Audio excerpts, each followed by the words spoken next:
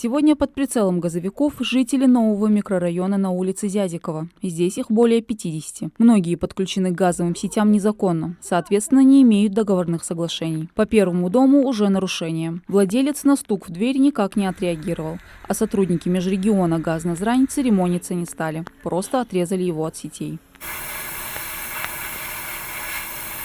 Большинство домов не пронумерованы. Соответственно, сотрудники газовых служб не могут проверить их по базе и определить, были ли хозяева ранее предупреждены об угрозе отключения, в случае, если не будут оформлены документы. Специалисты уверяют, что всегда предупреждают жителей о возможных мерах, чтобы для них это не стало неприятным сюрпризом. Не удалось связаться и со следующими двумя адресатами. Их тоже отключают от сетей. Сотрудники межрегион «Газназрань» сообщают, проводят они такие отключения не только для того, чтобы повысить платежную дисциплину и избежать незаконного хищения газа. В первую очередь это делается для безопасности самого населения. Незаконные подключения, они технически не выдерживают никаких условий.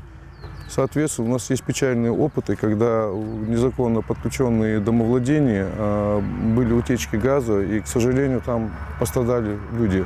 С начала текущего года по республике выявлено более 1000 фактов незаконного подключения к газовым сетям. В отношении к этим врезчикам-рецидивистам уже составлены акты и переданы в правоохранительные органы. Незаконное подключение влекут за собой административную ответственность и даже уголовную ответственность. У нас привлечено к административной ответственности по статье 7.19 Кодекса по административным правонарушениям, которые влекут за собой штраф до 10 тысяч рублей.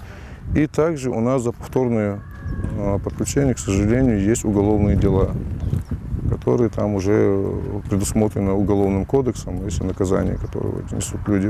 Основное потребление и нагрузка на газораспределительные сети идет в зимний период, и поэтому газовики просят позаботиться о законном подключении своего домовладения заранее. Тем более, что сделать это можно легко и абсолютно бесплатно. Надо, значит, обратиться в территориальный участок с заявлением. Там по минимуму документов надо будет собрать, значит, документы на домовладение, документы на самого непосредственного человека, на которого будет зарегистрирован лицевой счет по поставке газа.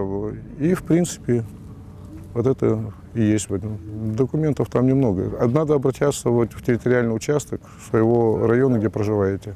Такие рейдовые мероприятия проводятся сотрудниками газовых служб регулярно. Следующие на очереди у них еще несколько новостроек по Назрановскому району. Мадина Цора, Сулейман Костоев. Новости 24.